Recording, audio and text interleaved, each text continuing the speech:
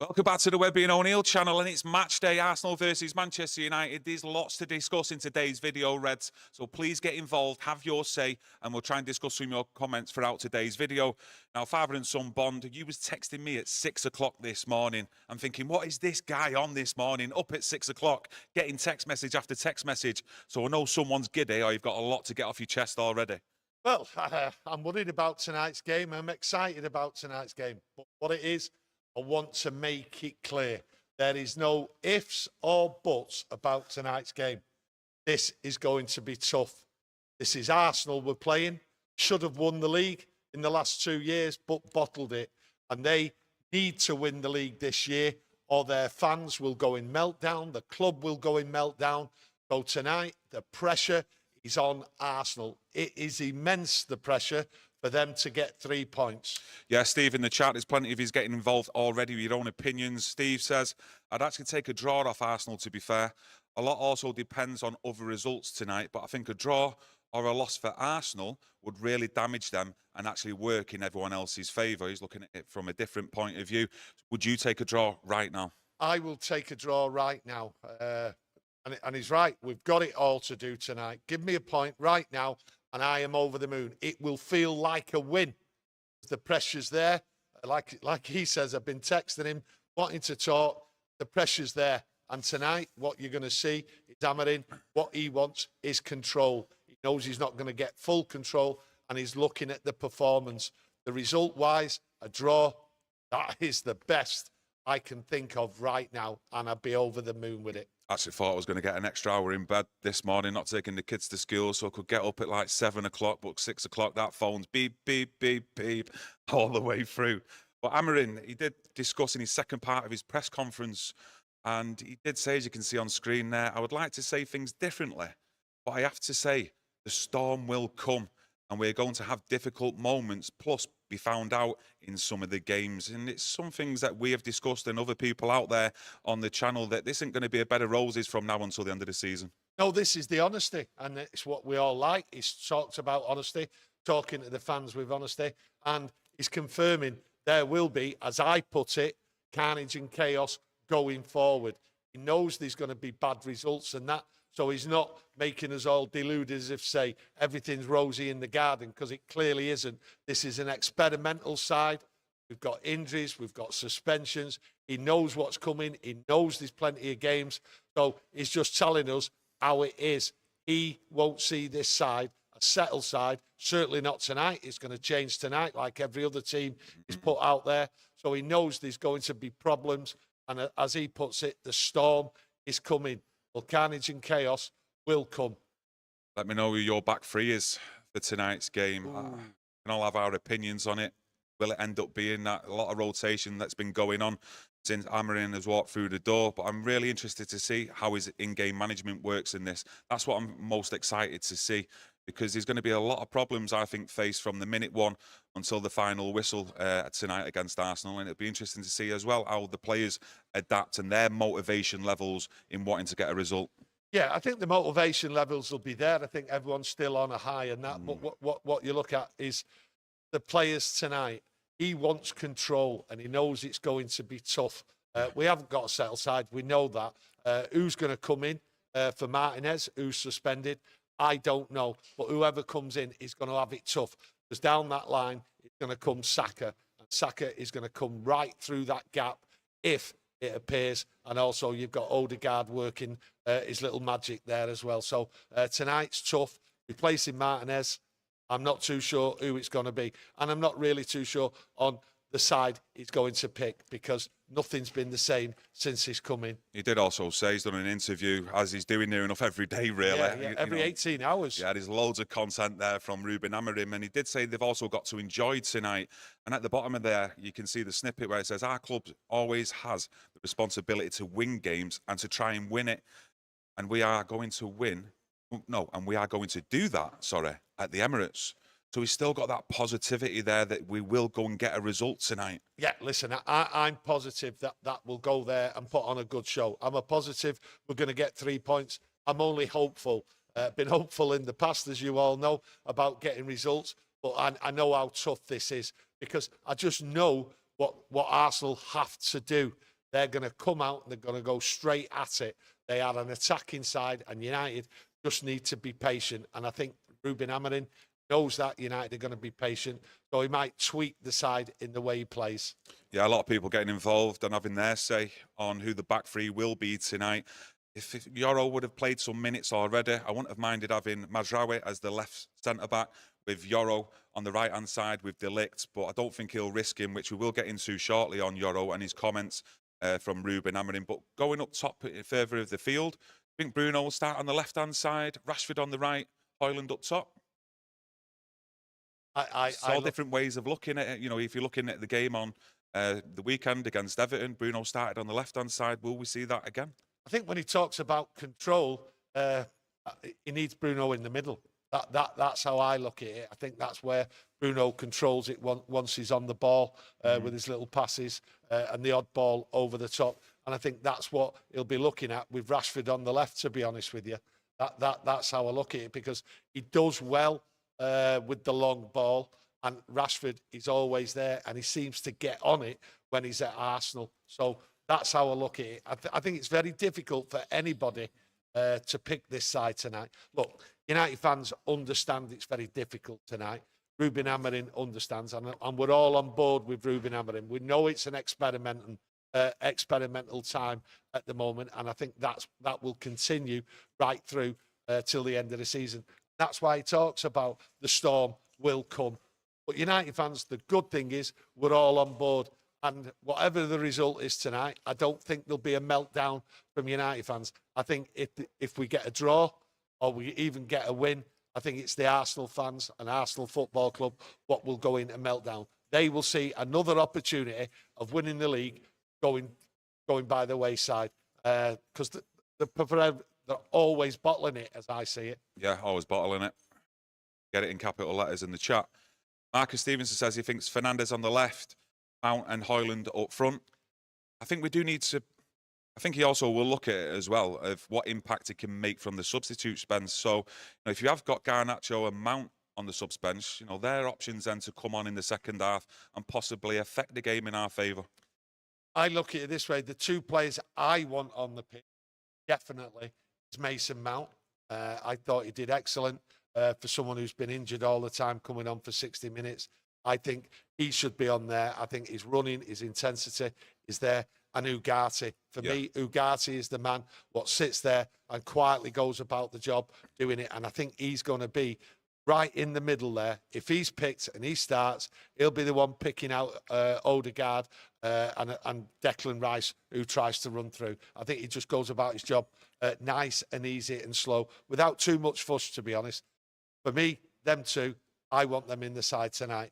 Where he plays them, I'm not too sure. Yeah, Matty Cooper says, I'd like to see Xerxes play behind Højlund tonight, with Bruno playing next to Ugarte. In the centre midfield area, Ugarte has to start for me, but does he go a bit more defensive? Maybe adding Casemiro alongside him, or even Eriksen possibly, to try and control the game a bit more and try and get more attacking play up the field? I'm not too sure. Let me know what you think. I think we might be surprised tonight. He might go more defensively at first and then use his magic because he's as far as I'm concerned, he has produced magic with his substitutions, the right substitutes at the right times. So when Ruben Amorim talks about control, I think that's what he's talking about. We have to be together, and that means being tight and not really go too much attacking at the beginning. Get the ball, let's play, keep it down, and then let's take it to Arsenal when we've got the opportunity to break. Yeah, Hube says, Brighton got a draw there. Craig says, Garner as an impact sub, definitely. Gummy Smith says, good day, lads. Good day to you and everyone else out there. Also, like to thank you all out there. A huge effort, massive achievement that we've gone past 80,000 subscribers. There's 80,000 of us now in the community, all talking about the football club we love, and we'd love to see it. And a big, big thank you for everyone who's spread the word, basically, and continues to enjoy and come over and watch our content, and smash that like button as well. Why not? Let's smash that like button for a Manchester United win. Yeah, just don't smash your telly, your remote, your tablet, your phone. Press that like button. Ansel says, I have a feeling we could see a nasty Teche 90s clash tonight. Aggro, bookings, etc. I think what you want to see, and the managers, as I said this. He wants to see more physicality from United, and we've not really seen it because they've played football. They've tried to work the ball from the back as quickly as possible to get up there. But tonight will be a fight, and what you want to see, and I'm sure everyone out there, we want to see tough tackling. But I think that's why Ugati's got to be in there. He stops the play. He gets in there, and he does them fouls, but the right fouls. All teams have been doing it, and I think over the last year or so, you've not seen United play them tactics. So they're the dark arts, but the physicality, you want it there tonight. We're going to need it. Yeah, Rhino says, a lot of people seem to think this game is going to be a lot easier than it is. I'm not taking anything for granted at all here in this game tonight. And I'm just really interested to see, like I mentioned before, how Ruben Amorim solves some of the problems that we've got, let's say, in defence and throughout the game tonight, because it's going to be a very, very tough game against a really good Arsenal side. Yeah, look, the people out there who are thinking this game, oh, we could get a win and all that. Look, you have to put that aside. You have to have reality here. It's going to be very, very tough. And that's how I started off today. It's going to be very tough. And getting a point, I take it right now, and I'm sure everyone out there would be happy taking a point away from home with an unsettled side, okay, with a team what's flying. The class is up there with Arsenal. United are there, and it's experimental time. So getting 3 points would be absolutely brilliant. But I will celebrate, and so should you, celebrate if we get a draw. And what I want to see is a fighting draw. I want to see the players getting stuck in, and I'm sure everyone else in the club want the same, because that's what they're working to. Yeah, to be honest with you, throughout the years, even since I've been a kid, a point away to Arsenal has never been a bad point. Never. So, you know, you're looking at the current state of the club, what issues we've got currently on the pitch, off the pitch, etc., which Amorim and all of yous out there have discussed, you know, getting a point away from home, you know, grab that all day long, then move on to the next game on the weekend against Forest, which will be a tough game as well. Leaf has given his actual starting 11. It says Mazraoui, Delict and Yoro, Mount, Ugarte, Bruno and Ahmad, with the top three being Rashford, Højlund and Xerxes. Dan Fenton says, I think Evans is still injured. Marcus replying to another comment in the chat. Right. I've not seen Evans or Lindelof pictured travelling down with the rest of the squad or away from it to the Arsenal game. So I'm not too sure whether they'll be available. So will he opt for Harry Maguire possibly? He is in the travelling squad. Harry Maguire is the one for me where he'll pick in. If Evans and Lindelof aren't there, it has to be Harry Maguire. And I think De Ligt might just move to the left, to be perfectly honest with you. I might be completely wrong, but I don't see Yoro starting. I think that's too early. You'd want Yoro to come on at some point and get some match fitness. I think that's how Ruben Amorim will look at it. Yeah. But for me, I think Harry Maguire will go in the middle with De Ligt to the left. That's how I see it. Yeah, Antel says Ugarte versus Odegaard is giving me Keane versus Vieira vibes, and it's going to be a problem for us because you would expect Arsenal now to focus down our left-hand side, seeing that we have got problems there with Martinez suspended, Shaw out as well. What's the pace like in our back three, back five, when it's a settled one, defensive shape? And you'd expect Odegaard to be playing in around that pocket, try and feed the ball in through the Saka behind our centre-back and left back. Well, this is the problem we've got. Will it be, look, Malashi's been mentioned out on the left wing back, Delo, but I think he will go with Delo for the tough tackling, and also so he doesn't go too far, Delo. I think he'll be played more back, helping out with the defence, to be honest with you. So I think it'll be Delo, and Delo there will try and take over Saka and keep an eye on him. Now, the thing about Delo, I pointed it out this year, it's not his best start to the season. Good season last year, but he has to be wary and not put his hand up and not ball watch, because he has let players run past him. So tonight, it's a tough ask for Delo. He has to improve and improve a lot. Yeah, I think the shape tonight you'll more or less see for the majority of the game a back five, really. Obviously, it's the three, then the two wing backs, but a lot of it will be played as a back five because they will put us under pressure. It's just a matter of, you know, will he want the players to push high up and try and press Arsenal's back four or the holding midfielder when they've got the ball, or does he jump on him and press when they come into our half? It depends, because Arsenal, let's face it, they've got players on the ball that if you aren't tough and you're fast with the press, they will open you up. Well, I think... And we've still got problems with that press, I think, right now, up front as well, with it actually working as a unit. So if one of them players fails on doing it and the high intensity that's needed, they will pick you off. Look, what you can do tonight is hope it goes right. Yeah. Listen, there's problems all round the pitch. We've just got to keep our shape, keep solid, and limit the space for Arsenal to play them through balls in. If we do that, I'm confident. And I think that's how Ruben Amorim will approach this side. Let's just stay solid. Let's just jump on them on the edge of the area as they come over the line. I think that's how he'll start the game off. And then he'll look at... I'm not even too sure about Højlund or Xerxes, whether they'll start, to be honest with you. That's how I look at it. I think he'll go more compact. So don't be shocked tonight. False nine?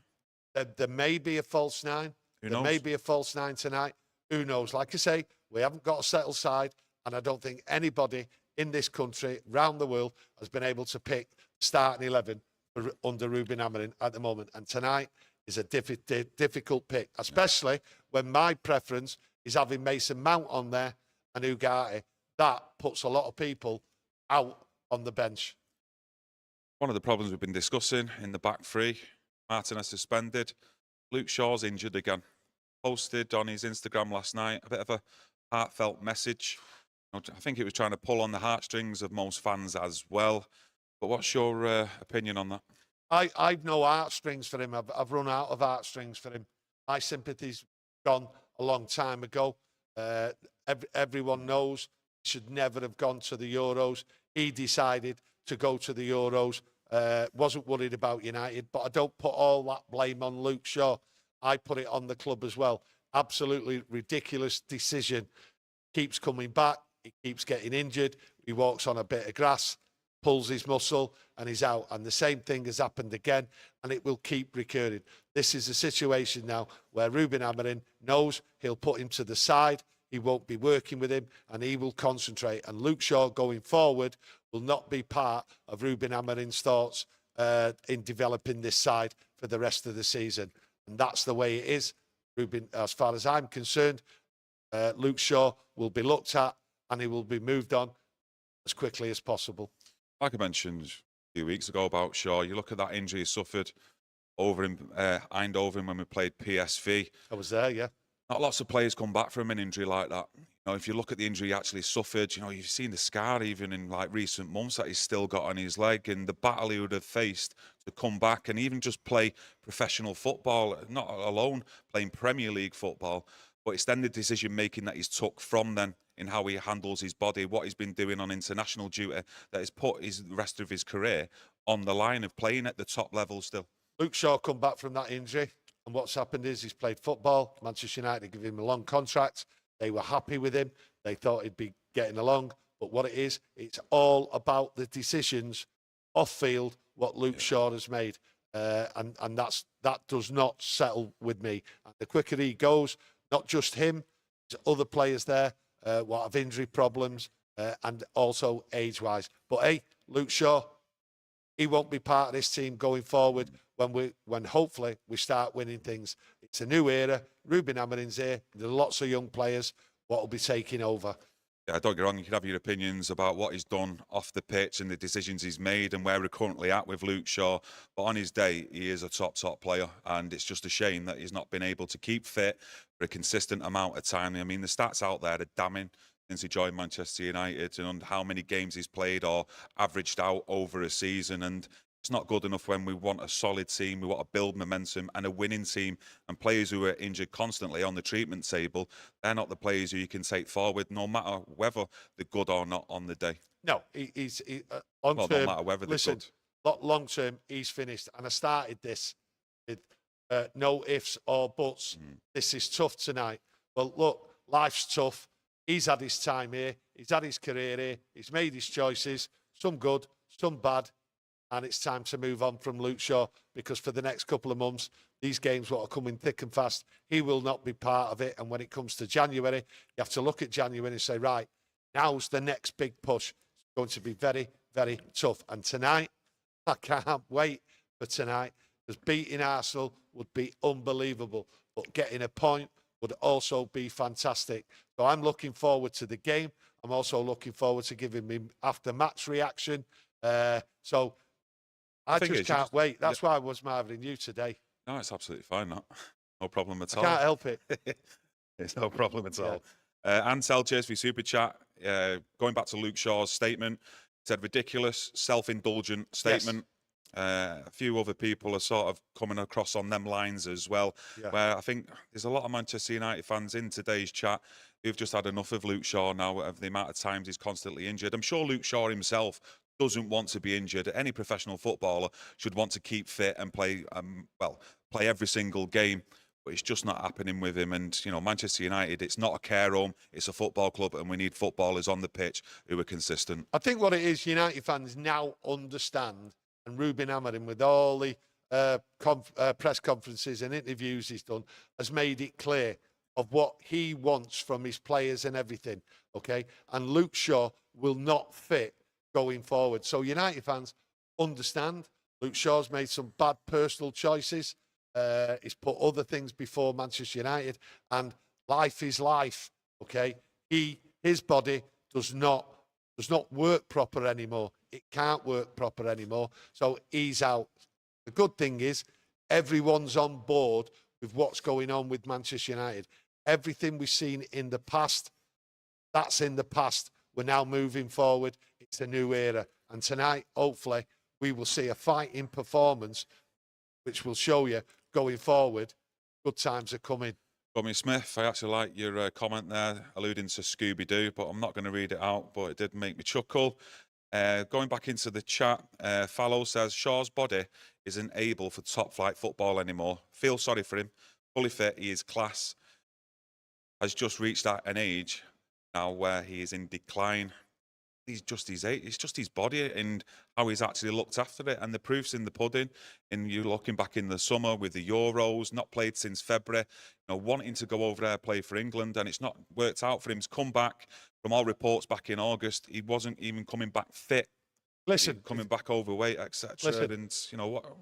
We needed Luke Shaw tonight, and I spoke the other day about Martinez and Luke Shaw. They both fit perfectly in that position. And now Martinez is out through suspension. This happens. So Ruben Amorim, get it on. We've got to move on with people like Luke Shaw. He's not the only one whose body can't take it anymore on a regular basis. There's other players, and we will change. This club will change. Everything about it will change. So I'm happy about looking forward to what's going to come. Looking back, listen, the past is the past as far as I'm concerned. Luke Shaw won't be part of this football team going forward. Yeah, Vasey says, I'd play Mason Mount tonight.